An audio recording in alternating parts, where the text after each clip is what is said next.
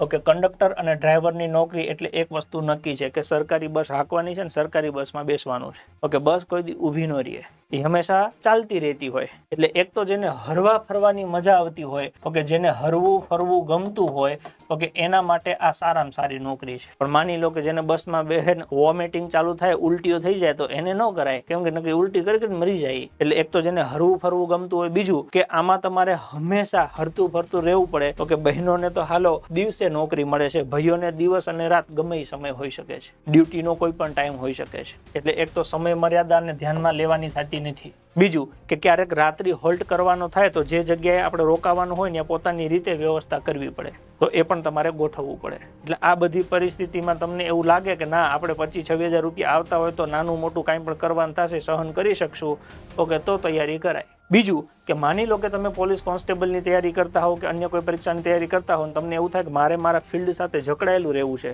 તો તમે અત્યારે કંડક્ટરની તૈયારી કરો ને, તો કંડક્ટરની તૈયારીમાં મોટાભાગના વિષયો એવા સેમ ટુ સેમ આવે છે, તો તમને ફિલ્ડ સાથે કનેક્ટ કરે. તમે પરીક્ષા આપો, પરીક્ષાનો તમને અનુભવ થાય, પાસ થાવ, નોકરી કરવી હોય ના કરવી હોય પછીની વાત છે.